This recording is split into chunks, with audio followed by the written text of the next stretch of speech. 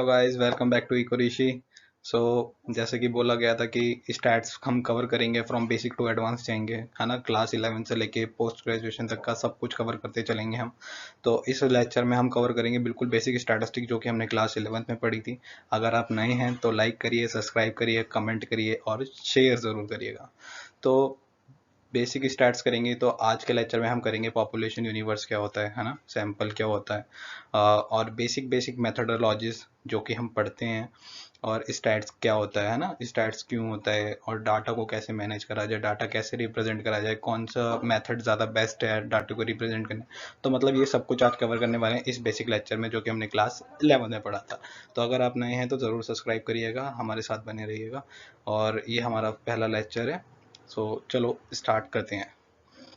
So basically what is statistics? So statistics is a branch of science and it is concerned with the technique of collecting data and organizing data and summarizing and presenting data, uh, as well as analyzing data. तो मतलब कि stats एक technique है ना, जो कि जिसमें क्या क्या इंक्लूड होता है कि तो कलेक्ट कर रहे हैं हम डेटा को, है ना, उस कलेक्टिंग डेटा को हम ऑर्गेनाइज कर रहे हैं, प्रेजेंट कर रहे हैं, समराइज कर रहे हैं, एनालाइज कर रहे हैं, समराइज कर रहे हैं, और एनालाइज कर रहे हैं। तो मतलब स्टैट्स जो है वो हमारा डेटा से स्टार्ट होता है। जब डेटा आया है इस वर्ल्ड में उसके बाद स्टैटिस्टिक्स आया है, क्योंकि उस डेटा से हमें इनसाइट निकालने, उस डेटा से हमें कंक्लूजन निकालने हैं, उस डेटा के बेसिस पे हमें अपने डिसीजंस लेने हैं। जैसे कि हमें कंपनी है, हम कंपनी में एक डेटा लेते हैं, डेटा क्रिएट करते हैं। जैसे कि हम हमारी कंपनी जैसे कि शैम्पू को लेके हैं, तो शैम्पू के भी काफ़ी सारे वो आते हैं, है ना, फ्लेवर्ड कैरो या फिर अलग अलग टाइप के शैम्पूज आते हैं कि ओनियन शैम्पू हो गया, नेचुरल शैम्पू, हर्बल शैम्पू।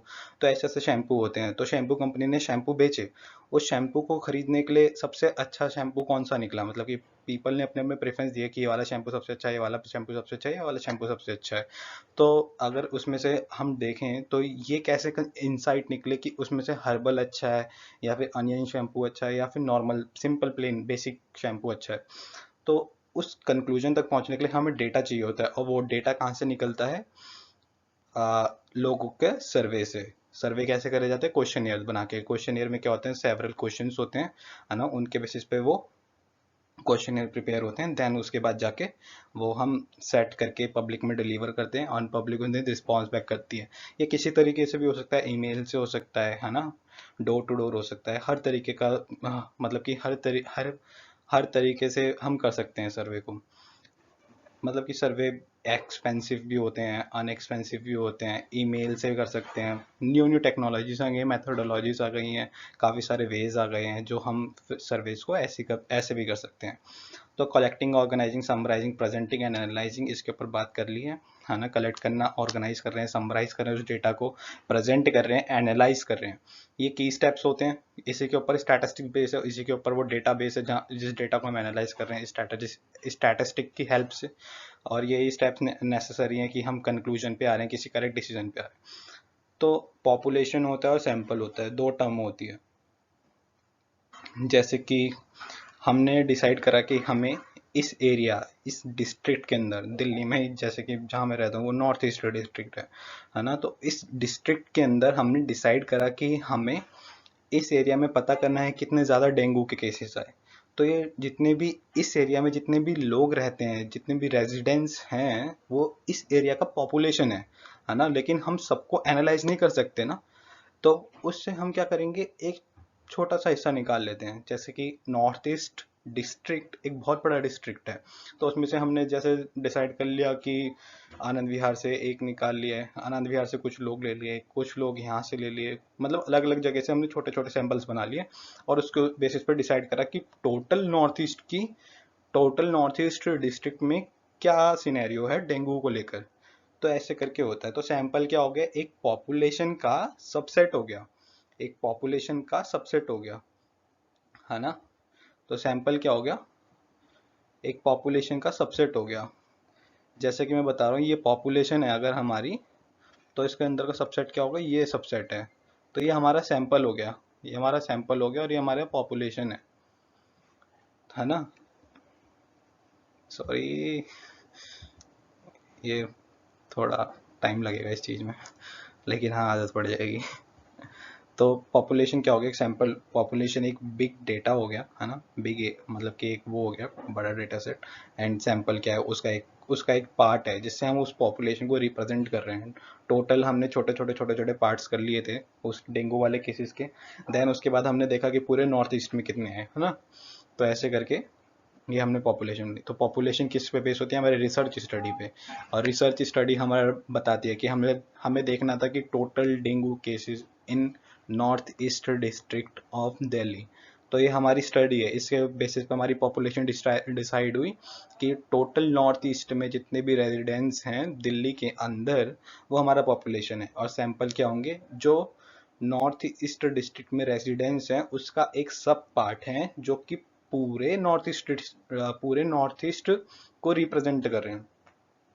तो population research is based upon you study, and the data is based upon that study. तो रिसर्च किस पे बेस्ड होती है, स्टडी पे। और जो हमारा डेटा सेट है जो हमें लेना है वो किस पे बेस्ड होगा, उस स्टडी पे ही। So whatever are the totality of item included in study, जैसे कि टोटल नॉर्थ ईस्ट ले लें तो वो टोटैलिटी ऑफ आइटम है, टोटल नॉर्थ ईस्ट में जितने भी रेजिडेंट्स हैं वो टोटैलिटी ऑफ आइटम्स है ना। तो उसको हम पॉपुलेशन कहेंगे। और सैंपल क्या होगा, sometime population is too large to study, बहुत ज़्यादा लार्ज है ना। बोला था अभी कि नॉर्थ ईस्ट डिस्ट्रिक्ट एक बहुत बड़ा डिस्ट्रिक्ट है, बहुत ही ज़्यादा बड़ा डिस्ट्रिक्ट है। तो इसलिए हम क्या करते हैं कि उसमें से सब पार्ट ले लेते हैं। तो सैंपल क्या हो गया, sample is a subset of a population और a part of population which would be representative of population, जो कि क्या है, रिप्रेजेंटेटिव है किसका, पॉपुलेशन का। सिमिलरली अब हमने देखा कि हम सैंपल क्यों लेते हैं, सैंपल लेने के काफ़ी सारे रीज़न होते हैं कि पॉपुलेशन को स्टडी करने में टाइम जाएगा, एक्सपेंसिव जाएगा, बहुत ज़्यादा एक्सपेंडिचर जाएगा, मैन पावर भी उतनी लगेंगी, है ना। तो काफ़ी सारे फैक्टर्स है जिसको लेके हम सैंपल पे आ सकते हैं पॉपुलेशन की जगह। और हर जगह पॉपुलेशन पॉपुलेशन स्टडी करना मतलब कि अच्छी बात है, स्टडी कर रहे हैं, एक्यूरेसी बढ़ जाती है ना, रिलायबिलिटी बढ़ जाती है। लेकिन पॉपुलेशन स्टडी करने से हमें इतना बेनिफिट नहीं है जितना सैंपल स्टडी करने से। सैंपल हमारा टाइम बचाएगा, मैन पावर बचाएगा, एक्सपेंडिचर बचाएगा, मतलब काफ़ी सारे फायदे हैं सैंपल को लेके। और इसीलिए हम आगे बढ़ते हैं। तो डेटा सोर्सेज क्या होते हैं, फ्रॉम वी अब डेटा हम कलेक्ट कर रहे हैं, लेकिन डेटा सोर्सेज है क्या, है ना। डेटा तो हम कलेक्ट कर रहे हैं, वो डेंगू वाले केस में हम डेटा कलेक्ट कर रहे हैं, लेकिन वो डेटा क्या है, मतलब कि फर्स्ट हैंड डेटा ले रहे हैं या सेकंड हैंड डेटा ले रहे हैं। मतलब first hand second hand data से समझ में आ गया होगा कि फर्स्ट हैंड मतलब कि हम क्रिएट कर रहे हैं क्वेश्चनर भेज के, है ना, तो उस डेटा को हम क्रिएट कर रहे हैं। और सेकेंडरी डेटा यानी कि सेकंड हैंड हमने मतलब कि कहीं इसका पब्लिश या फिर कहीं का पब्लिश या फिर कहीं का ऑलरेडी जो डेटा यूज़ करा गया है उसको ले रहे हैं। तो फर्स्ट हैंड डेटा को क्या कहते हैं, फर्स्ट हैंड डेटा को हम कहते हैं प्राइमरी डेटा सोर्स, और सेकंड हैंड डेटा सोर्स को क्या कहते हैं, secondary data source. First hand second hand simple है, फर्स्ट हैंड से याद रखो, सेकंड हैंड याद रखो। फर्स्ट हैंड को प्राइमरी कहते हैं और सेकंड हैंड को सेकेंडरी कहते हैं।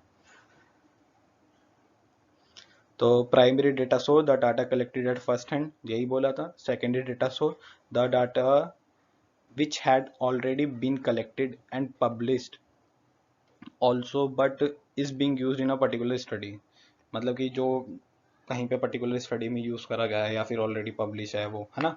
Most economics study are focused on secondary data, जितने भी इकोनॉमिक्स हैं वो ज़्यादातर सेकेंडरी डेटा पे रिलाई करते हैं, क्योंकि सेकेंडरी डेटा ये माना जाता है कि वो एक तो पब्लिश्ड है ना, और ये और वो ऑलरेडी यूज्ड है।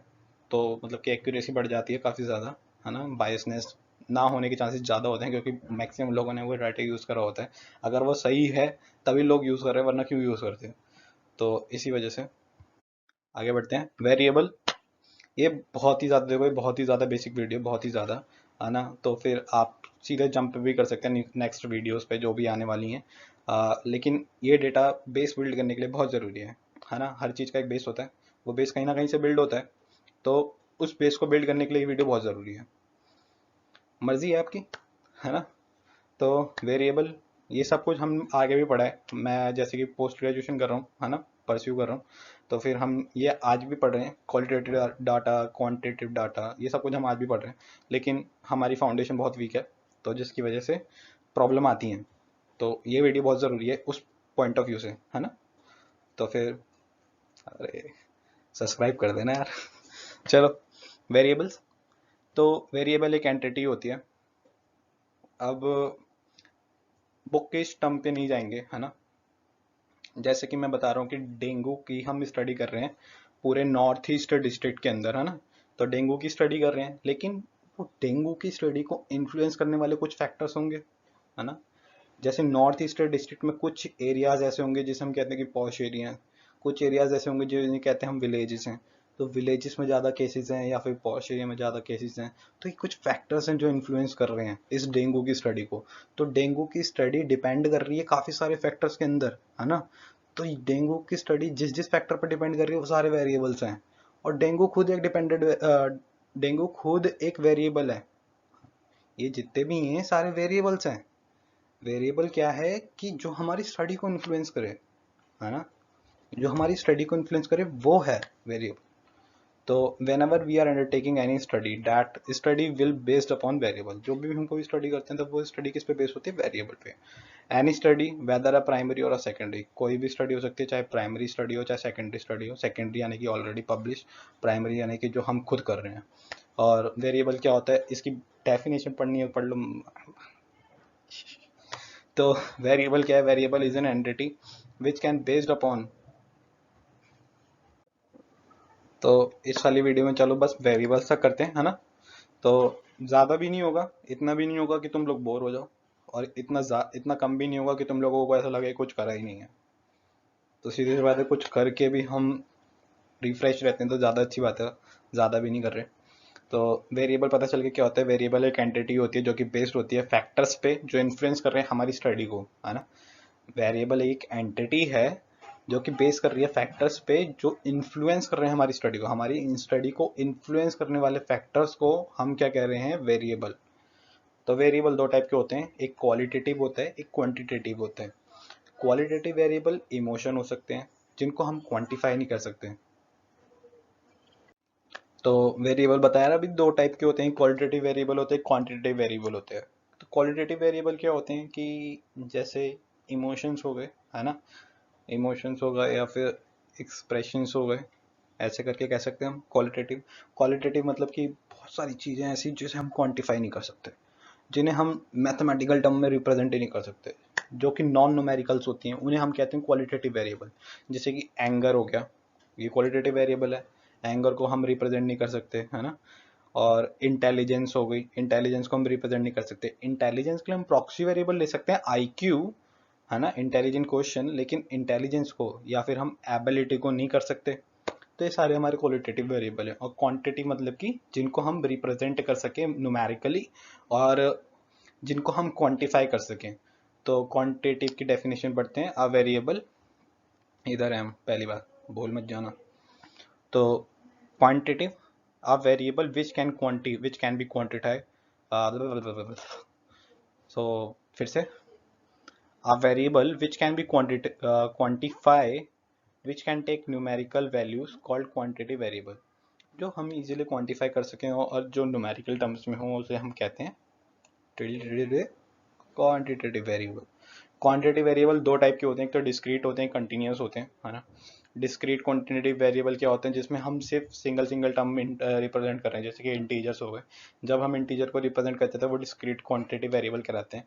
और कॉन्टिन्यूस में हम क्या काउंट कर रहे हैं, हम डेसिमल भी काउंट कर रहे हैं, हम फ्रैक्शन भी काउंट कर रहे हैं, है ना, और हम इंटीजर भी काउंट कर रहे हैं। तो जब हम इंटीजर, फ्रैक्शन वैल्यू और डेसिमल वैल्यू को इंक्लूड करते हैं तो कॉन्टिन्यूस क्वांटिटेटिव वेरिएबल कहते हैं। और जब हम सिर्फ इंटीजर वैल्यूज को इंक्लूड करते हैं तो वो डिस्क्रीट क्वांटिटेटिव वेरिएबल कहलाते हैं। तो a quantitative variable is discrete when takes only countable values, countable number of values, basically integer values. A quantitative variable is continuous when it takes integer, fractional, decimal values also, है ना। तो fractional, integer और decimal value जब लेते हैं तो continuous quantitative variable कहते हैं। तो ये आपका होमवर्क है आज का, ठीक है। यहाँ पे हम क्लास खत्म कर देंगे आज। सो मेजरमेंट स्केल ऑफ वेरिएबल चार टाइप के होते हैं, nominal scale, ordinal scale, interval scale और रेशियो स्केल। ये आपको थोड़ा थोड़ा पढ़ना है कि ये है क्या, ठीक है। ये लेकिन याद तो रखने हैं, चारों इंपॉर्टेंट है। Measurement scale of variable, variable को हम मतलब कि कैसे मेजर कर सकते हैं, एक तरीके से वो है ना, how to measure variable, variable can be measure by these 4 types, है ना, these 4 scales, in these 4 scales. So first is nominal scale, second is ordinal scale, third is interval scale, fourth is ratio scale. So you have to do this in homework, that what are these. ठीक है, तो करके आओ, फिर कल मिलते हैं। Subscribe कर देना ज़रूर, लाइक कर देना, कमेंट करना, और किस किस मतलब और क्या क्या चाहिए, मैं इस चीज़ के नोट्स तो तुम्हें दे ही रहा हूँ, है ना, और क्या क्या चाहिए तुम्हें इसके साथ, तो ये ज़रूर बता देना मेरे को। चलो बढ़िया। हाँ, थक गया।